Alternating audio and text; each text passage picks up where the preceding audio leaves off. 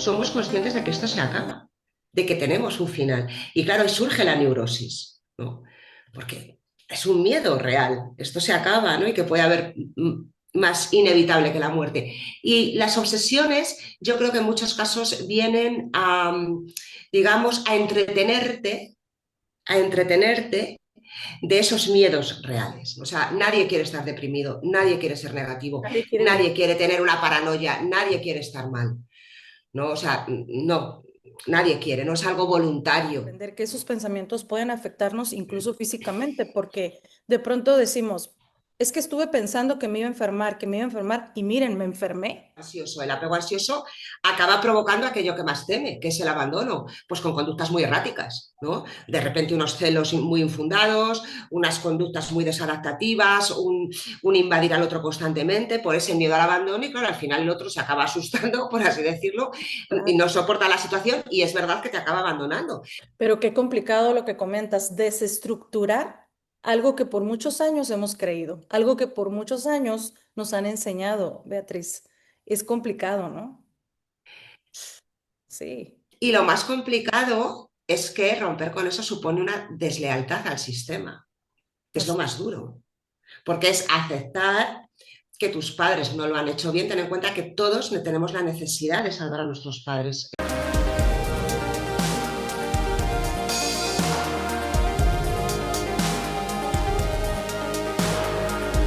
Estoy súper emocionada porque se encuentra con nosotros Beatriz Ortega después de varios intentos por conectarnos. Déjenme decirles que ella se encuentra en España, su servidor está en Tijuana, México, y bueno, tenemos varias horas de diferencia.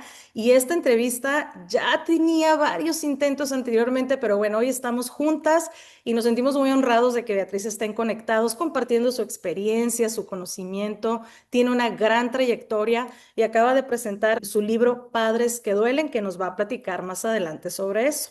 Pero bueno, hoy tenemos un tema súper interesante, crucial en nuestra vida, que es el poder de los pensamientos, Beatriz. Bienvenida a Conectados. Gracias por aceptar la invitación. Muchísimas gracias, Elsa, gracias a ti, de verdad. Ha sido realmente una gincana casi poder aquí, estar juntas, porque ha sido complicado, pero bueno, al final con voluntad y bueno, y ganas, pues todo se resuelve. Así que estoy muy agradecida y con muchas ganas de hablar contigo, de que comentemos y bueno, pues de hablar de este tema ¿no? tan importante que es el poder de los pensamientos. Así que cuando quieras, pues, como se dice, dispara. Adelante. Bueno, vamos a iniciar con la primera pregunta. Hemos leído y escuchado durante mucho tiempo, Beatriz, la frase de somos lo que pensamos. ¿Es realmente así o qué hay más detrás de nuestros pensamientos? Pues sí que es verdad que es una frase muy oída, muy manida incluso, y es muy popular, pero es una frase incompleta. No somos solo lo que pensamos, yo además diría, a mí me gusta mucho emplear el tema de metacognición. Podemos decir que somos lo que pensamos sobre lo que pensamos. Eso ya es más, eso ya encuadra mucho más. Es decir, porque claro, todos tenemos pensamientos automáticos y gran parte de la psicopatología se basa en los pensamientos automáticos, ¿no? La ansiedad generalizada, por ejemplo, pensamientos intrusivos. Si yo me creo que soy un pensamiento intrusivo y reacciono en función de eso, estoy perdida, ¿no? Claro, yo soy lo que pienso sobre aquello que pienso, ¿no? Que esta es la metacognición, la capacidad de decir, bueno, esto es un pensamiento intrusivo, no le voy a dar valor porque no lo tiene, ¿no? Por otra, hemos aprendido y lo que hemos experimentado emocionalmente en los primeros vínculos. Esto es muy importante y de esto nos habla el sistema de apego. Y aquí sí que me gustaría decir cuándo se construyen los pensamientos, ¿no? Los pensamientos sobre el mundo, sobre nosotros mismos. Pues se construyen a partir de las experiencias tempranas. Si crecimos, por ejemplo, en un entorno que nos hizo sentir valiosos, vamos a pensar desde la confianza, vamos a tener un apego seguro y creeremos que el mundo, pues, sin ser ingenuos, ¿no? Sin pecar de ingenuidad, pero sentiremos que el mundo es un lugar seguro. Pero, sin embargo, si hubo rechazo o hubo humillación, el pensamiento va a tender al miedo o a la autocrítica. Y en terapia precisamente no se trata solo de cambiar ideas, sino también de entender desde dónde vienen estas ideas y cómo se originaron en un contexto emocional, ¿no? Entonces, pero bueno, yo en respuesta a la pregunta, para concretar más, diría, somos lo que pensamos sobre aquello que pensamos. Esa es la metacognición. No pensamos desde lo que somos, sino de lo que hemos vivido. Por eso es tan importante comprender el origen de esos pensamientos. Vienen de Claro, es que nuestras vivencias. efectivamente es que el pensamiento no existe al margen de los sesgos de cada uno. Es imposible, claro. O sea, no hay un pensamiento puro, todo pensamiento está sesgado por las vivencias de cada persona. Entonces, claro, o sea, todos estamos sesgados, el pensamiento siempre está sesgado. Luego, claro, depende del daño que puedan hacer esos sesgos, lo fuerte que sean esos sesgos y hasta dónde nos condicionen. Pero no hay un pensamiento puro. El pensamiento se filtra, por así decirlo, en función de nuestras vivencias y de nuestras experiencias. Y es importante, ¿no? Porque como piensas, sientes, como sientes, actúas, y como actúas, pues es lo que tú estás creando, ¿no? En tu vida, es como te va. A ver, sí y no, o sea, es decir, desde lo que es la terapia cognitivo-conductual de Ellis y Beck, sí que se sostiene, ¿no?, esta máxima de que la emoción deriva del pensamiento. Bueno, a día de hoy se sabe que no. O sea, es decir, nosotros tenemos un circuito subcortical donde está implicado el tálamo, la amígdala, que pueden reaccionar al miedo, sobre todo, ¿no?, de manera que no haya mediado un pensamiento porque hay una sensación, porque el cuerpo lleva la cuenta de situaciones traumáticas, ¿no? Entonces, es verdad que a veces hay emociones que no llegan a estar mediatizadas por un pensamiento. Pero, por ejemplo, te diré, todo sentimiento está mediatizado por un pensamiento. ¿Y qué es un sentimiento? Es una emoción básica más un pensamiento. Eso es un sentimiento. ¿El amor qué es? El amor es un sentimiento, no es una emoción. El amor es un sentimiento que es pues, la alegría de estar con el otro, por ejemplo, ¿no?, que es una emoción, ¿no?, básica, ¿no? Porque yo al otro pues tengo un pensamiento positivo en torno a él y entonces esto sería el amor, que es un sentimiento. Pero es cierto que, claro, nos movemos mucho por sentimientos, ¿no? A veces no tanto por emociones más básicas. Y todo sentimiento está mediatizado por un pensamiento. Entonces, ahí la reestructuración cognitiva es clave para que yo me pueda sentir mejor el hecho de cambiar determinada forma de pensar y desde dónde lo pienso, ¿no? Y esto es lo que se hace en la terapia cognitivo-conductual. Y cómo de pronto comprender que esos pensamientos pueden afectarnos incluso físicamente, porque de pronto decimos, es que estuve pensando que me iba a enfermar, que me iba a enfermar, y miren, me enfermé. Pero ¿qué pasa?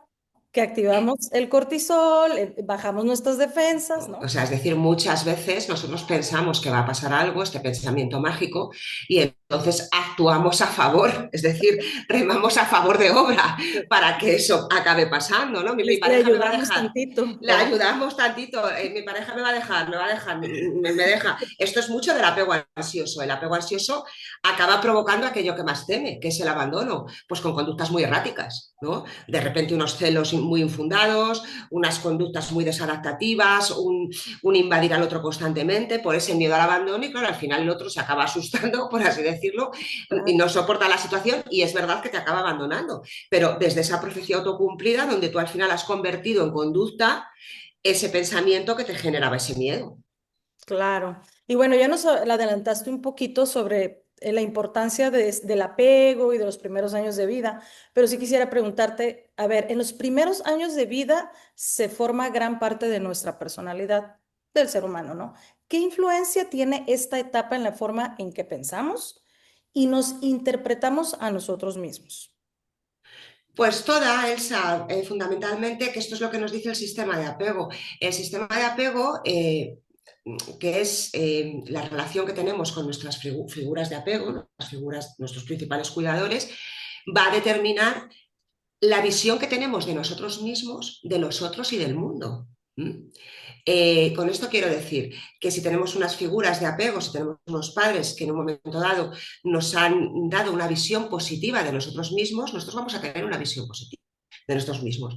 Si son unos cuidadores que nos han dado una visión negativa del mundo, vamos a tener miedo al mundo, ¿no? Entonces, digamos que es un chip. O sea, yo siempre digo que el apego, ¿no? Es como un chip que te viene, que se te implanta, que también nos habla del el guión de vida de Eric Berne, ¿no? En el análisis transaccional. Y al final, la idea que tenemos de nosotros mismos, de cómo nos relacionamos con los demás y del mundo, va a venir de esa relación primaria con nuestros principales cuidadores. O sea que todo se forja en la infancia. ¿Esto significa que es inmutable y que no se puede cambiar? No, se puede cambiar. A través de la terapia se puede establecer y se puede llegar a tener un apego seguro, pero es cierto que el sistema de apego se forma en los primeros años de vida. Y no determina nuestro destino, pero sí marca la forma en cómo nos movemos por la vida, ¿no? Con esta configuración, con este chip del que hablas, ¿no? Es exacto, Elsa. Si no te lo trabajas, sí que determina al final tu destino. Porque claro, tú vas funcionando así y en ese funcionar así volvemos a lo mismo, profecía autocumplida. O sea, es determinante aquí tener la capacidad de introspección y decir, bueno, pues aquí hay algo que no está funcionando bien y que no está funcionando bien en mí. Que esto no significa que yo no funcione bien, que yo esté mal, no. Hay algo dentro de mí, ¿no? Que no está funcionando de manera sana, ¿no? Y esto es lo que en terapia pues conseguimos en la mayoría de los casos desestructurar y reestructurar. Pero qué complicado lo que comentas, desestructurar algo que por muchos años hemos creído, algo que por muchos años nos han enseñado, Beatriz. Es complicado, ¿no?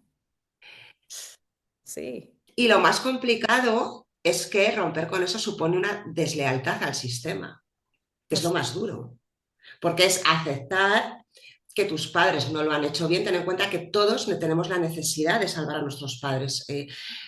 Hasta las personas que en un momento dado más pueden verbalizar que les odian, ¿no? O más pueden reconocer, incluso es que a mis padres pues, me han maltratado, me han humillado y a lo mejor verbalizan un odio, una rabia hacia ellos, pero dentro de sí siempre hay una parte muy infantil que necesita salvarles y rescatarles. Y claro, trabajar con esta parte es lo más duro. Y además, lo que has dicho, al final se ha convertido en un hábito y no hay nada que se instaure más que el hábito. Entonces, y además quiero decir aquí que nunca se dice, pero es importante, no es lo mismo ir a terapia con 20 años que con 60, no es lo mismo. Claro, la edad es determinante, porque llevas la diferencia entre alguien con 20 años y alguien con 60 es que son 40 años funcionando de una manera. Con Y ciertos alguien, patrones, ¿no? De pensamiento, claro, de ideas, claro. claro, y reafirmando esos patrones claro, es que vuelvo a lo mismo, no es lo mismo dejar de fumar con 20 años que dejar de fumar con 60, ¿no? Porque es un hábito adquirido. Entonces, aquí la edad, que nunca se dice, pero yo creo que sí es bastante importante y bastante determinante, es fundamental a la hora de ir a terapia. ¿Esto significa que alguien con una edad no puede? No, sí, pero va a ser más complicado que De alguien pronto más se me joven. viene a la mente lo que solemos decir, no, es que ya está grande, no lo vas a cambiar. Él ya piensa así, él ya tiene esa forma de pensar. Déjalo. Va mucho con lo que comentas, ¿no? De la edad, ¿no? Cómo empiezas a... ¿No? Y sobre todo, o sea, lo que dices es cierto, o sea, no vas a cambiar a nadie, pero ni con 20, ni con 30, ni con 90, si no quiere cambiar. Eso es fundamental. O sea, la persona tiene que reconocer, ¿no? Que quiere cambiar y que hay algo y que depende de él o de ella, ¿no? Entonces, claro, esto es fundamental, el querer cambiar, porque el otro quiera que cambies, si tú no quieres, si tú no ves tu realidad, ahí no hay nada que hacer. O sea, no se puede ayudar al que no quiere ayudarse, por así decirlo, al que no reconoce nada. Que esto precisamente es lo que nos encontramos con estructuras narcisistas. ¿Por qué el narcisista no cambia? Porque no considera que tengan nada que cambiar. Dicen Ya por ahí está. que cuando estamos cerca de un narcisista, toda la familia va a terapia menos el narcisista. Totalmente. Generalmente el chivo expiatorio, que es el que más sufre, y en terapia solemos tener a las víctimas, nunca a los verdugos, ¿no? Y Sí. eso es una realidad. Pero es cierto, claro, entonces hay estructuras de personalidad que son completamente resistentes al cambio, pero porque no entienden que haya nada que cambiar, no entienden que haya nada malo en ellos, ¿no? Luego hay otras estructuras de personalidad que pueden ser resistentes al cambio, pero desde otra naturaleza. Por ejemplo, las estructuras obsesivas suelen ser resistentes al cambio, pero quieren cambiar, quieren, Ok, pero les cuesta, pero les cuesta. claro. Bueno. A ver, ¿cuáles son las psicotrampas del pensamiento y qué papel juegan en los trastornos mentales? Hablando de las obsesiones. Buena pregunta. Las psicotrampas vamos a definirlas como formas automáticas de pensar que nos alejan de la realidad. Y bueno, es lo que he comentado antes. Beck lo llamó distorsiones cognitivas. Y los ejemplos más comunes que tenemos pues pueden ser la generalización, ¿no? De un hecho generalizar, el pensamiento dicotómico, ¿no? O bueno o malo, el no ver una escala de grises, o la lectura de mente, ¿no? El yo sé lo que estás pensando, yo te conozco, yo sé por dónde vas, yo, ¿no? Grandes lectores de mente, muchas personas. Y bueno, muchos de ellos evidentemente surgen como intentos de protección emocional, o sea, al final son distorsiones que nos ayudan en cierta manera a sobrevivir, ¿no? Pues se me ocurre, por ejemplo, pues un niño que ha sido criticado constantemente puede desarrollar la psicotrampa del perfeccionismo como defensa frente al rechazo, ¿no? ¿No? Porque si soy perfecto no voy a ser rechazado. Por eso trabajar el pensamiento implica también trabajar la herida que lo originó y la máscara que generamos para protegernos, ¿no? Esa máscara que en un principio nos salvó la vida, pero que luego se vuelve nuestra cárcel. Claro, y distorsionan nuestra realidad, ¿no? Y nos desconectan realmente de lo que está sucediendo, ¿no? Es como estar viendo a través de un espejo borroso o empañado, ¿no? De lo que está pasando. Totalmente, exacto, por eso te he dicho antes, claro, el reto es pensar sobre lo que pienso, porque si yo me creo mis distorsiones, que es el problema, ¿no? Que al final yo me creo que sé lo que estás pensando. Porque te conozco y yo sé que estás pensando. A mí ya me diga. Y muchas veces te sorprende, o sea, y a mí me sorprende porque yo a mi marido llevo muchísimos años con él, le conozco muy bien y a veces me sorprende porque creo que está pensando una cosa y realmente no está pensando eso, ¿no? O sea, que, y eso es una cura de humildad, porque dices, pues no, o sea, estoy equivocada. No, no le conozco tanto. Yo creo que de hecho nunca se llega a conocer a las personas, ni lo que tienen dentro de su cabeza. Entonces, ahí yo creo que todos tenemos que ser un poquito más humildes y no creer que estamos dentro de la mente del otro, ni pensar que tenemos ese superpoder. Claro. Beatriz, ¿sufrimos por lo que nos pasa o por la interpretación que le damos a lo que nos sucede? A ver, un cognitivista radical te diría por la interpretación. Ok. Yo no soy tan radical, quiero decir, lo que nos pasa a veces son cosas que son muy dolorosas. O sea, la muerte de un ser querido sufro y ya está, o sea, y tengo que sufrir y es parte de la vida también ese dolor y ese sufrimiento. Luego yo puedo interpretar ese duelo, reinterpretar la situación y bueno, ¿no? Pero a esto me refiero a hechos muy extremos. Pero luego en el día a día sí que es verdad que hay una gran parte de sufrimiento, Elsa, que nos lo creamos nosotros. Y es cierto, por una interpretación subjetiva constante de los hechos. Y hay un sufrimiento que es totalmente desadaptativo, porque el dolor, ¿no? De la pérdida, ¿no? Pues es inevitable, la vida es así, o sea, sufrir es parte de la vida también, el dolor es parte de la vida y no podemos querernos sufrir. Es que ahora también hay como un de, no, no hay que negar el sufrimiento, o sea, el sufrimiento es parte de la vida. Ahora, ¿hasta qué punto? ¿Dónde está el límite? ¿No? Esto es lo interesante. Hay personas, ¿no? Que viven sufriendo, viven en una constante amenaza, en un constante miedo a lo que va a pasar, que este es el trastorno por ansiedad generalizada, ¿no? El estar siempre en un sufrimiento eterno por el miedo a la vejez, por el miedo a que mi marido muera por el miedo a, no, cuando no están en esa realidad, ¿no? Y ahí sí que hay un trabajo cognitivo, por así decirlo. Pero es cierto que también hay circunstancias que son dolorosas per se y que tampoco podemos negar esa realidad del dolor como parte de la vida. Claro, cuando dices, hay gente que vive sufriendo y de pronto cuando nos relacionamos con otras personas, podemos armar una lista de sospechosos y culpables, ¿no? Claro. Eh, Es lo más fácil que podemos hacer, ¿no?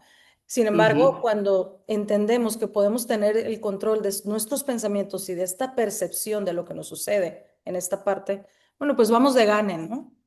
Sí, Sí. a ver, es que al final lo único que tenemos realmente es el pensamiento.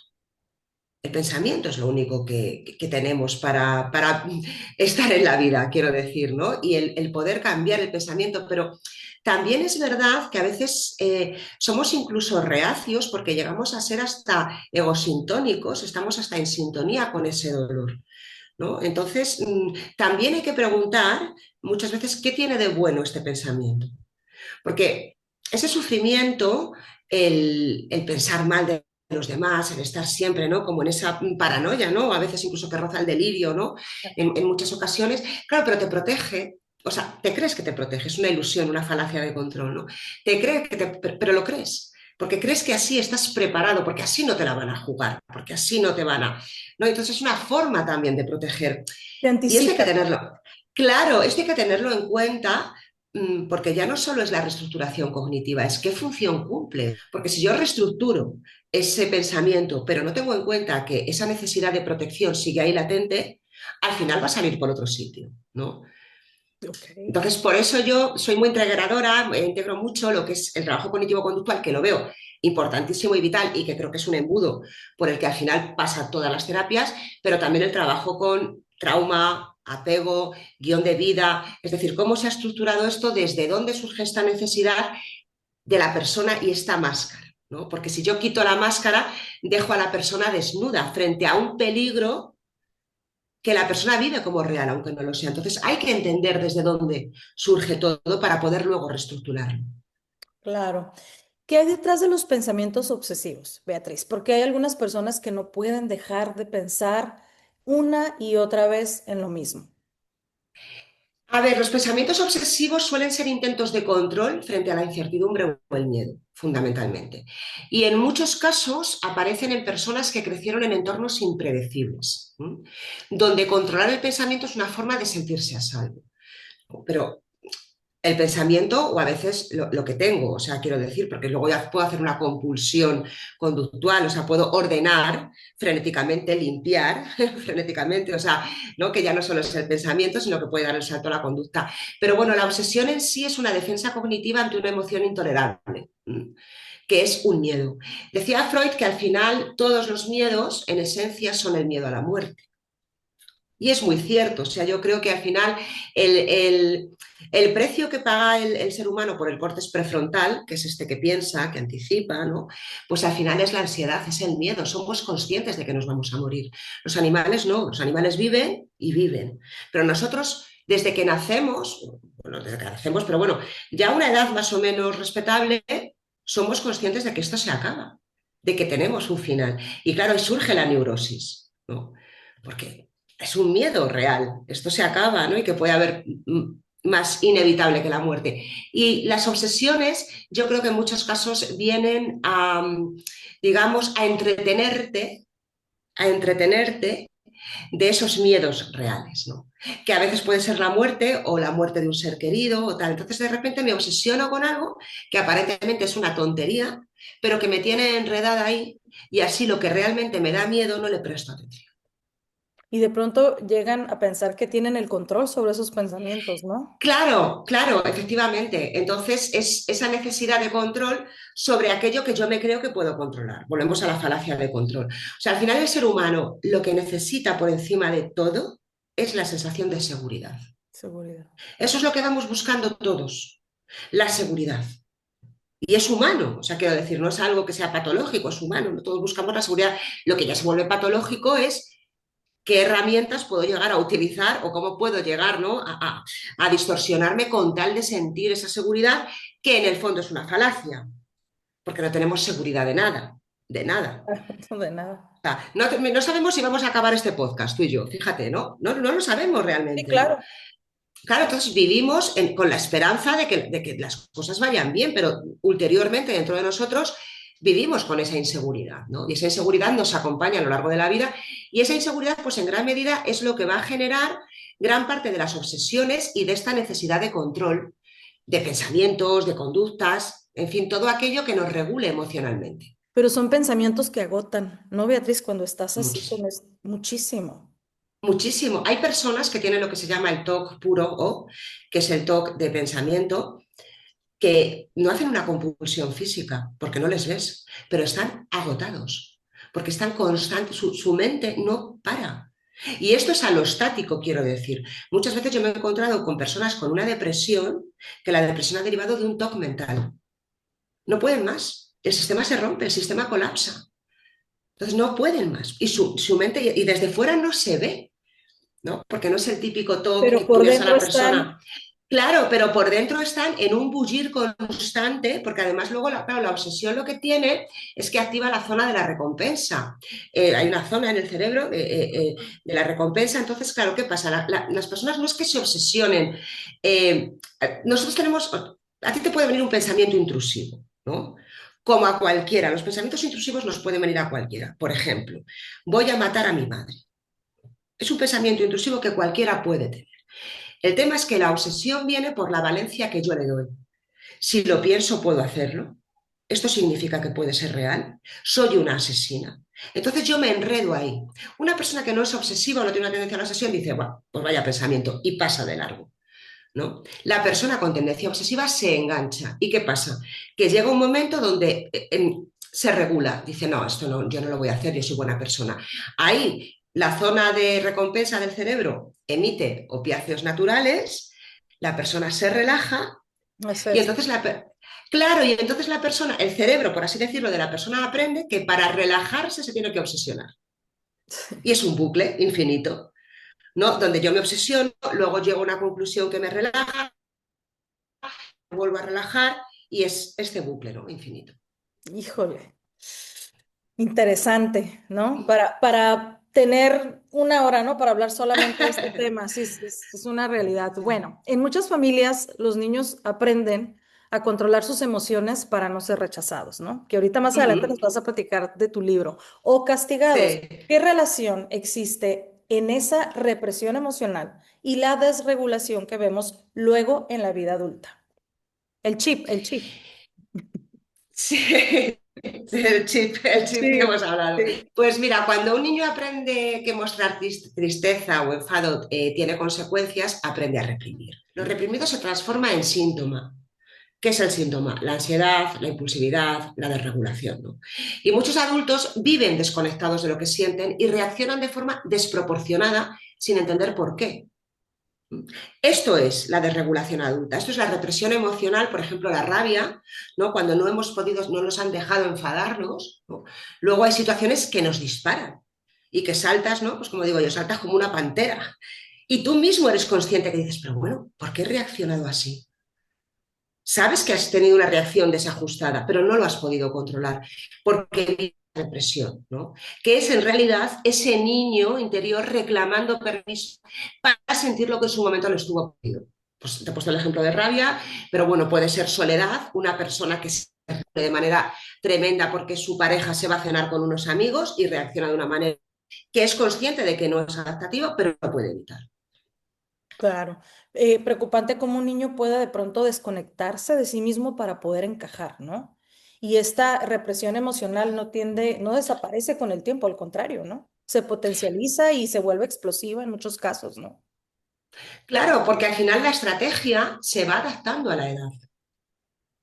Ok. Claro, es que pensamos, ¿no?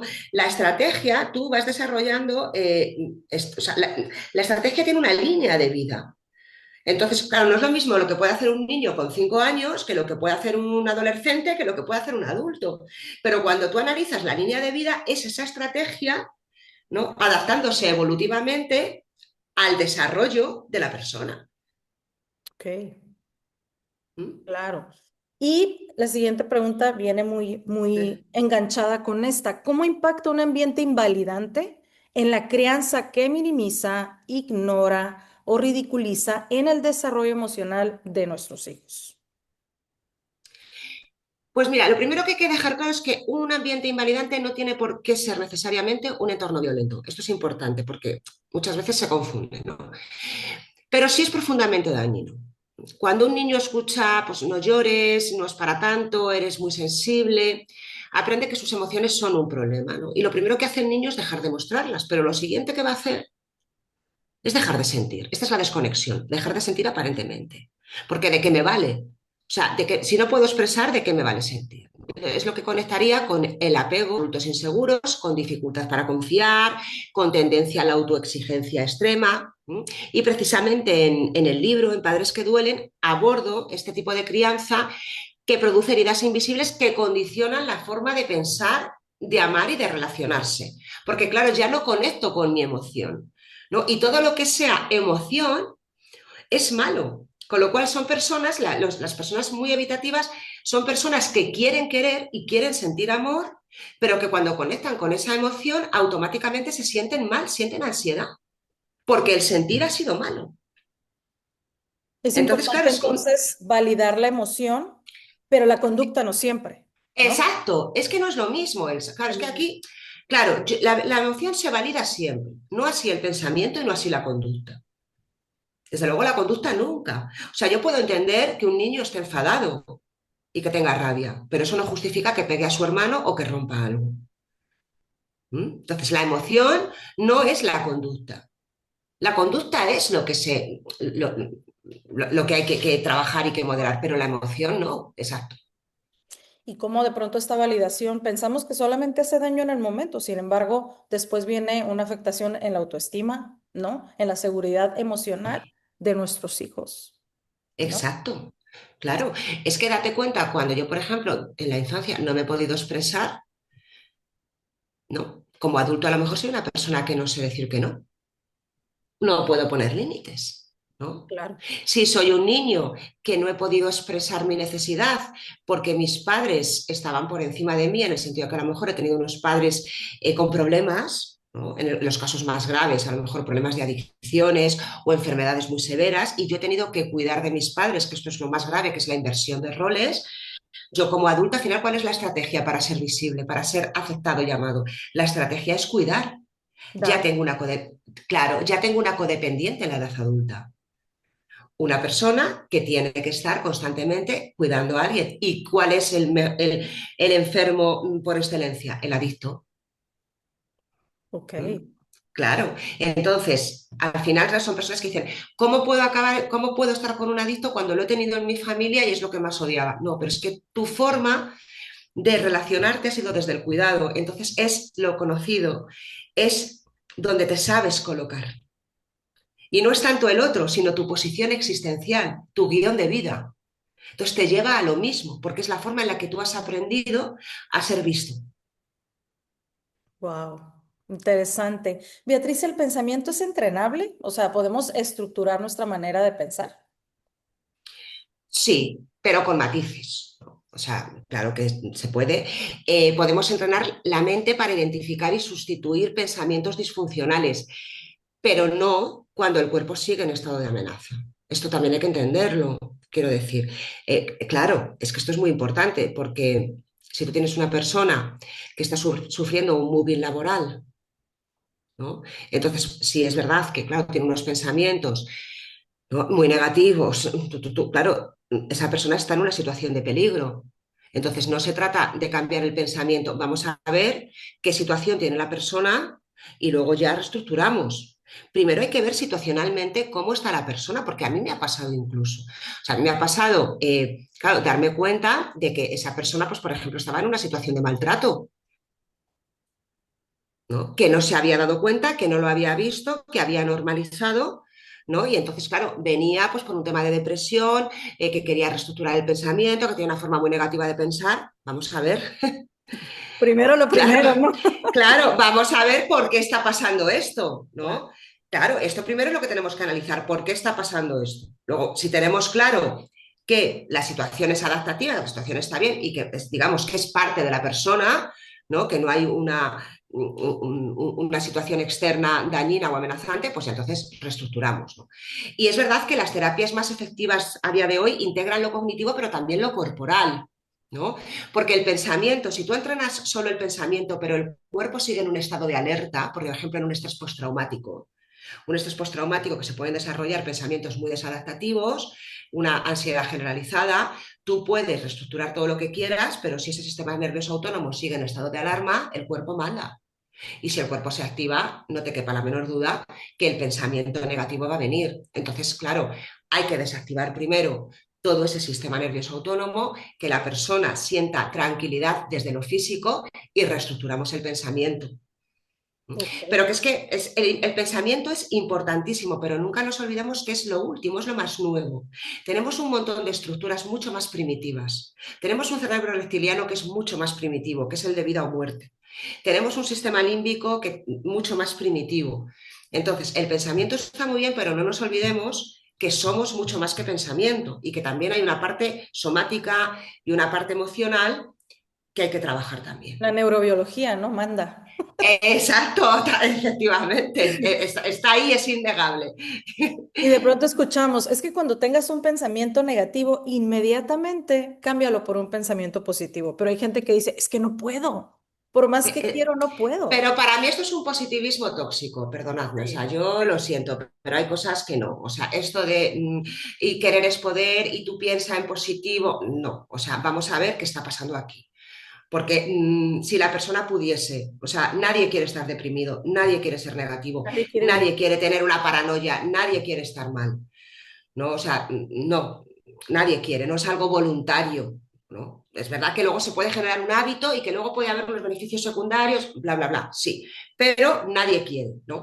Entonces, mmm, hay una parte que hay un positivismo tóxico de esto de que el pensamiento positivo hasta cierto punto, vamos a ver qué está pasando detrás, ¿no? Porque no todo es cambiar un pensamiento, a veces detrás de ese pensamiento, vamos a ver por qué la persona está pensando en negativo. A lo mejor ese pensamiento no está guiando hacia un camino que es el que hay que tomar, ¿no? Por ejemplo, me viene a la mente el tema de la fantasía de separación. Yo que también trabajo sistémica, pues llamamos fantasía de separación a cuando la persona ya empieza a elaborar su vida sin la pareja, ¿no?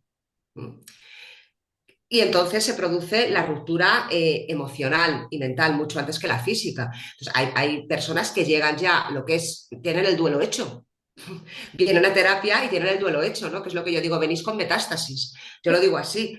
Claro, ya no, es que esto ya no. Entonces, claro, hay que ver por qué esa persona se quiere separar. No se trata de, bueno, vamos a eliminar esta fantasía de separación, pues a lo mejor hay motivos por los que esta persona no está bien con el otro y esos pensamientos negativos están cumpliendo una función y están ayudando a esa persona a desligarse de una situación en la que no está bien. ¿No? Entonces, todo tiene matices y los pensamientos negativos, que no sean automáticos o intrusivos, que entonces estamos hablando de una intrusión, si son pensamientos elaborados, hay que ver por qué están ahí y qué función están cumpliendo. Pero juega un papel importante la voluntad, ¿no, Beatriz? Para hacer todos estos cambios, ¿no? Que es este músculo que podemos practicar día con día y obviamente a la psicoterapia, ¿no? La ayuda, toda la ayuda que podamos pedir, ¿no? Solicitar. Para mí es fundamental, o sea, es cierto que hay una parte de voluntad del paciente, o sea, esto es el proceso del paciente. Y yo, por ejemplo, en el tema de la depresión, siempre lo digo, eh, hay un punto donde la persona cuando está entrando en una depresión, hay un punto donde sí puede hacer, aunque no esté motivada, aunque no tenga ganas, pero la persona se deja llevar por el cuando tenga ganas lo haré. Eso no va a pasar, ¿no? Entonces, esas personas llegan a una depresión mayor, donde es verdad que ya no se pueden levantar de la cama. Y es cierto que ya ahí no es un tema de voluntad, pero hay un espacio donde sí es de voluntad, donde sí es, no tengo ganas, no voy a tener ganas. Esto es de lo que nos habla la activación conductual, que es una técnica de tercera generación. La activación conductual te dice, no se trata de que hagas en función de cómo te sientas, no es lo hago porque me apetece, no, es lo haces porque lo tienes que hacer, para que después te actives, tu cerebro empiece a segregar pues, los neurotransmisores adecuados y esa motivación venga después. Pero no busques la motivación para el cambio, porque no la vas a encontrar. Tienes tú que hacer y luego vendrá la motivación. Sí, porque de pronto pensamos, es que ya voy a psicoterapia y ya todo se arregla, ¿no? Pero ¿qué porcentaje de responsabilidad tenemos nosotros? Claro, claro, y muchas veces vas a psicoterapia 2 horas al mes. Yo estoy muy harta de leer que los terapeutas no te dicen lo que tienen que hacer. Bueno, los terapeutas cognitivo-conductuales sí somos muy directivos. O sea, yo te digo que hagas la relajación, yo te hago una planificación de activación conductual.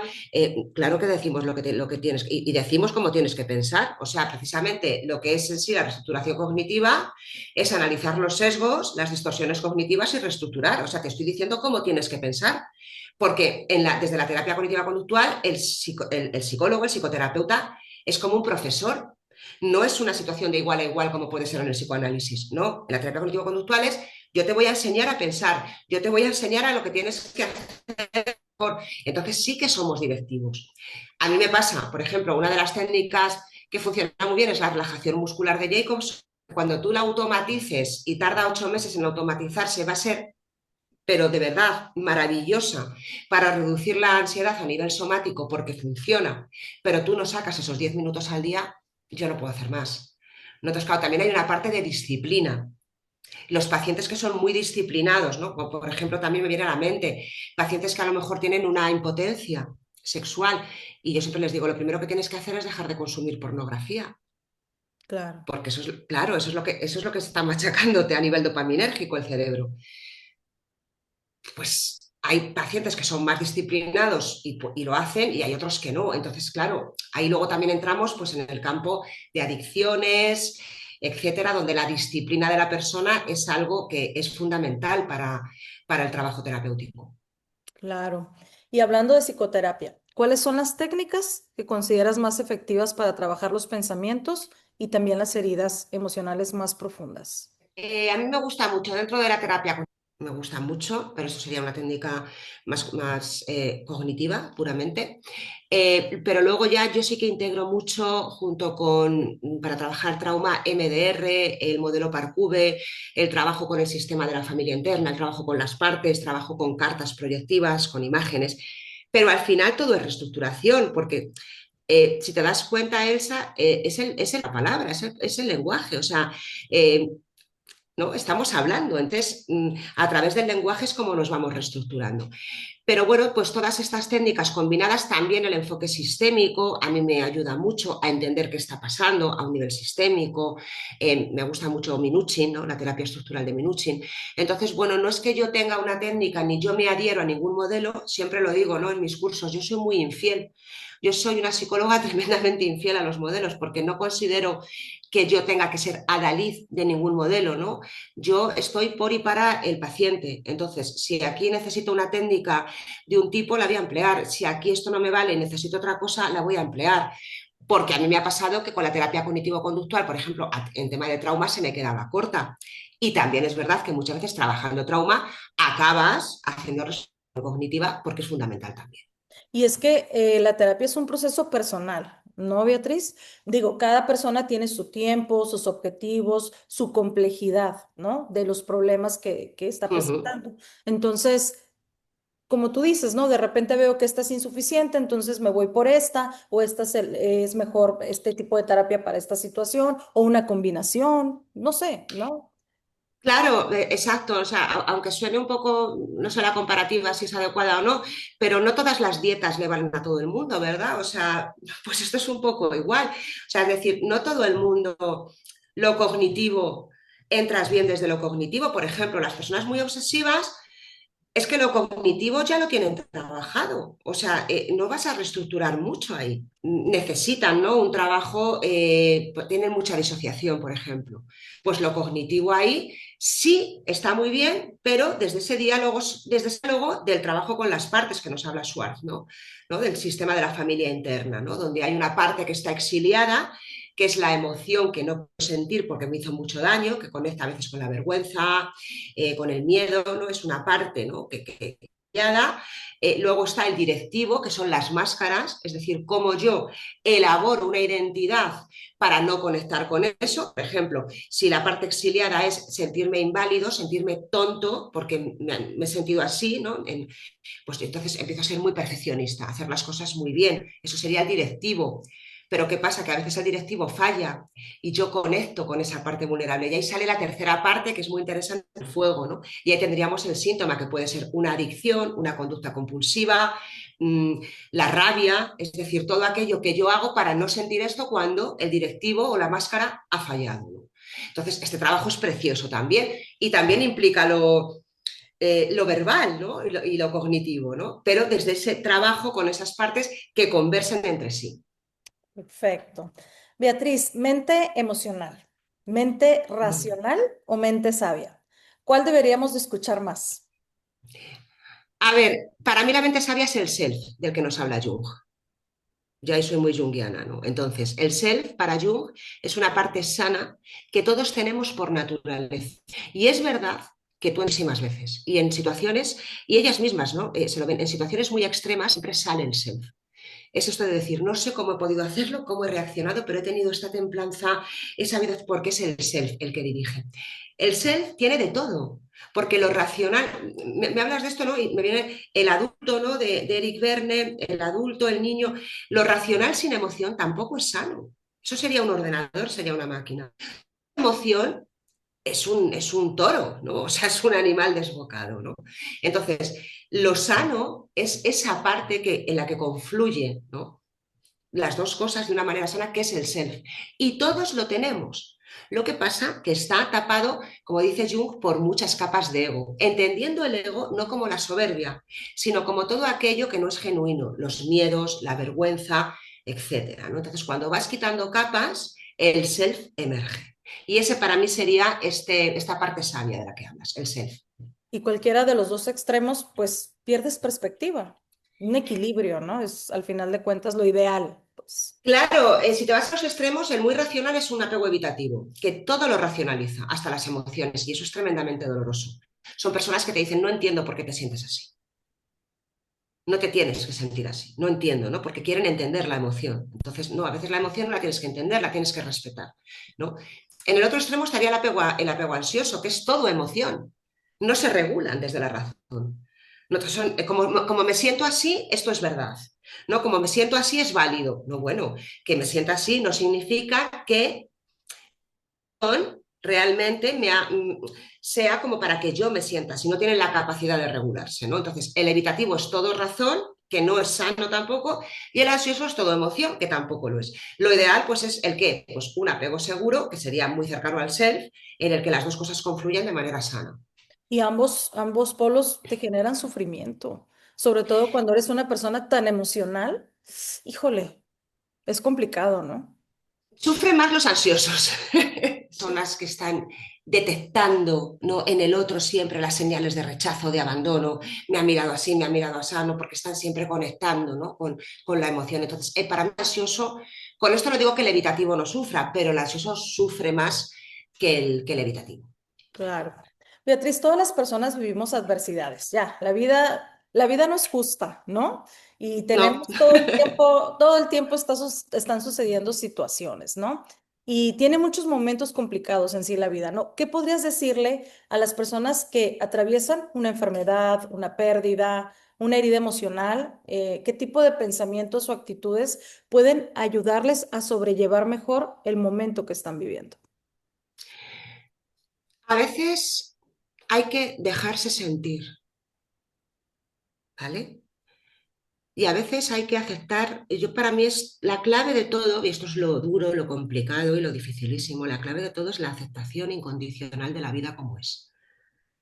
Si yo ahora tengo dolor, no se trata de no tenerlo, ¿no? Se trata de aceptar. Muchas veces el dolor se cronifica precisamente porque no queremos sentirlo.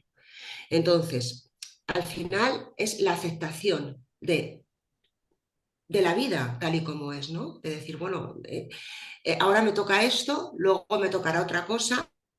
Luego es verdad que cuando nos encallamos, ¿no? Ahí ya es cuando sí, a lo mejor ya se requiere una intervención, pero siempre desde la ternura, que esto es lo que nos dice la terapia de aceptación y compromiso, ¿no? El aceptarnos, una mirada tierna hacia nosotros mismos, sin un juicio excesivo, sin ese crítico interior que muchos tenemos, ¿no? Y que aquí sí que me gustaría dar un apunte, diferenciar el crítico interior de la autocrítica, ¿no? El crítico interior nunca te va a dejar salida. No, porque muchas veces hay pacientes que me dicen, es que yo siento que si me critico, ¿no? Si me trato mal, saco lo mejor de mí. No, porque el crítico interior nunca te va a dejar salida. No, el crítico interior siempre va al machaque. Si lo haces bien, lo podrías haber hecho mejor. Si lo haces excelente, has fallado en otra cosa. No te deja salida. La autocrítica sí, porque el crítico interior ataca a la persona. Eres un. La autocrítica ataca a la conducta. Hombre, esto es mejorable, pero esto. Entonces, si tenemos un crítico interior muy potente, ¿no? Aprender a dialogar con él, no creérnoslo, ¿no? Tratarnos, crear otra parte dentro de nuestro, o encontrar ese self que desde la ternura nos hable con otra mirada, ¿no? Y en cuanto al dolor, lo que te he dicho, aceptar el dolor no es resignarse, ¿no? Es reconocer que es parte de la vida, que tiene un principio y que tiene un fin. Y luego algo muy importante, yo sé que a lo mejor va a sonar pero sobre todo rodearnos de vínculos seguros. No somos naranjas enteras, de verdad. No, no somos serpientes. Eso no, no, de verdad no. Una persona sola en el mundo no puede sobrevivir. Necesitamos de la comunidad, necesitamos de los vínculos. Querer tener pareja y querer compartir no es sano, es adaptativo. Otra cosa es lo que yo sea capaz de hacer por estar en pareja.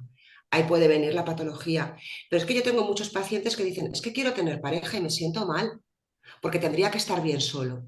No. Tenemos un sistema límbico, somos mamíferos y estamos hechos para estar en comunidad, ¿no? Que hay personas que están maravillosamente bien solos, estupendo, ¿no? Pero que no hay que sentirse mal por querer estar en compañía, porque los vínculos seguros al final son los que sanan. O sea, un estrés postraumático, por ejemplo, una situación de estrés postraumático, si tú la vives acompañada de otra persona, el impacto del trauma es muchísimo menor, muchísimo menor. El estar El hablando impacto, las cosas, ¿no? El estar... exacto, el compartir la experiencia.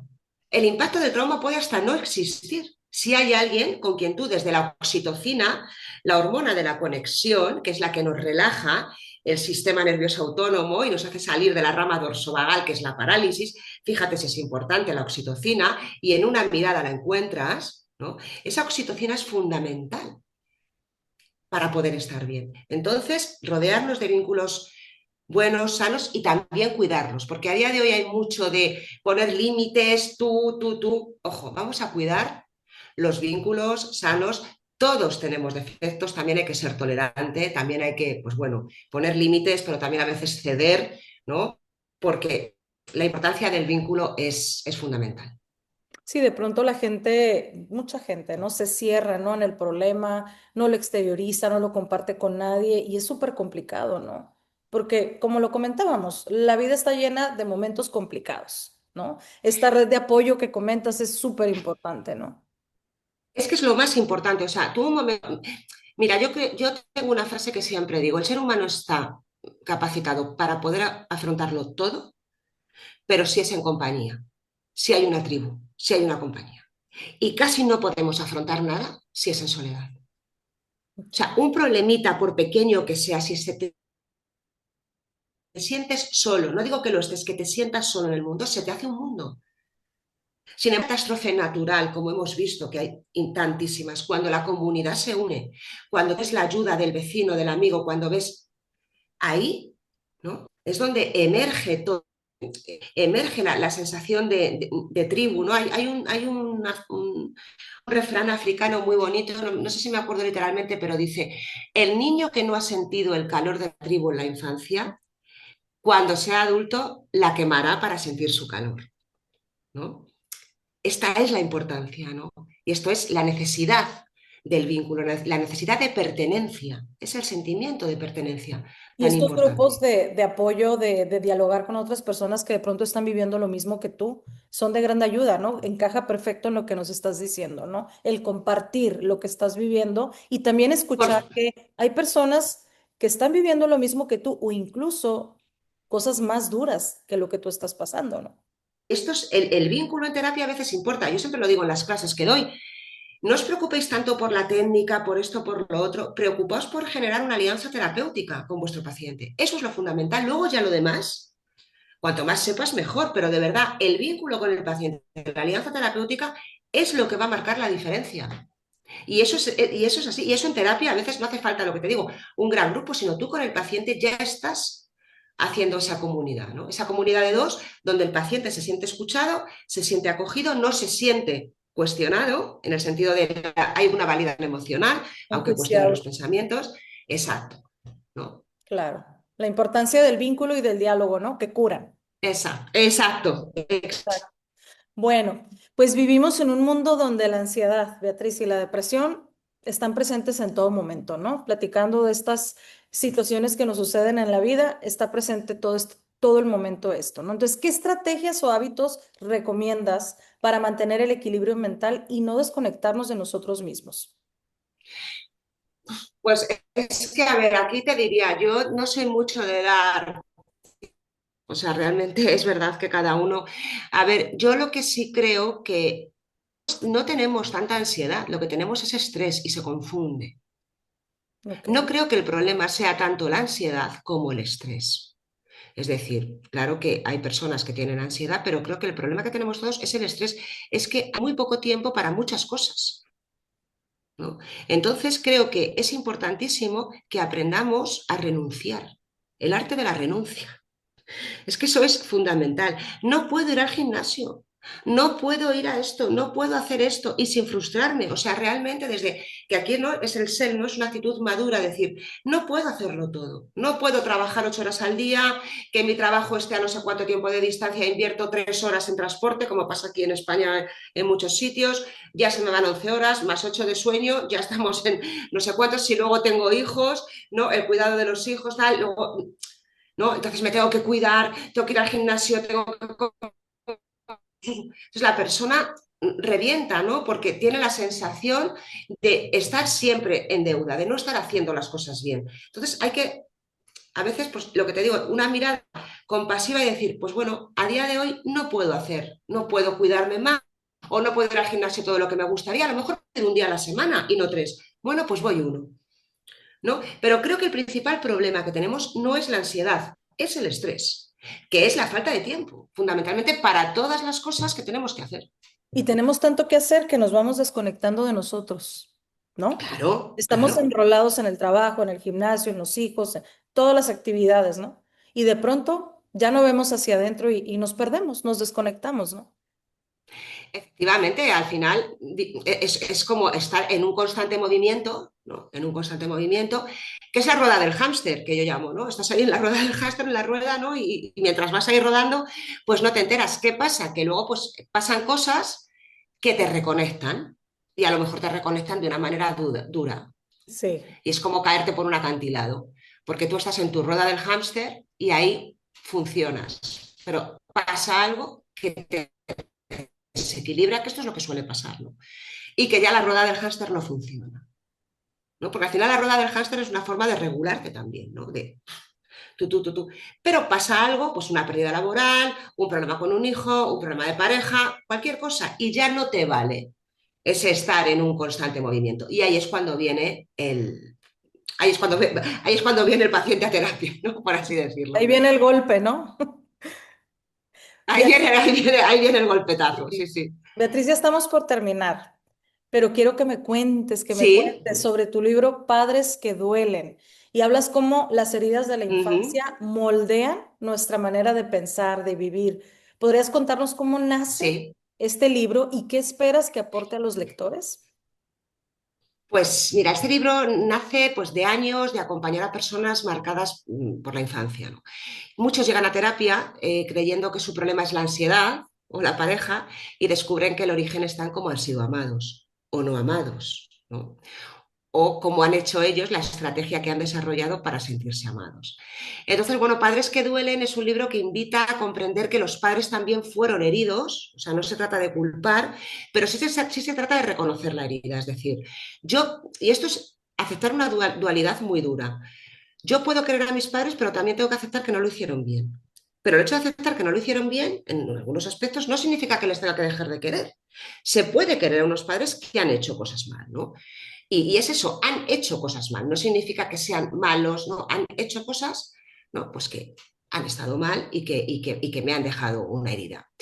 Es un libro para cualquier persona, porque además es un libro muy narrativo, o sea, mezcla, son todo casos, son casos reales, ¿no? Entonces creo que es muy dinámico de leer, sí, porque mezcla la psicología, pero también con historias, que a mí es lo que me gusta, una psicología que llegue. No es un libro súper académico, sí que es verdad que al final tiene para psicólogos lo que es guías de intervención, pero mezcla casos reales para conectar con esos personajes y entender su herida. Entonces creo que lo que aporta es esto, una narrativa muy fluida, una narrativa que conecta muy bien con lo que quiero contar y luego pues para los profesionales sí que hay una guía de intervención. Por cierto, ya lo tenéis en México, ¿eh? Ah, Bajo ya, demanda, sí, se puede comprar en México, luego te paso el link. ¿Vale? Que me pasaron desde la editorial, por si lo podéis poner, porque ya claro. se puede adquirir en México, en Chile, en Argentina, en Perú y en Colombia. Perfecto, sí, pásanos el link para que podamos adquirirlo.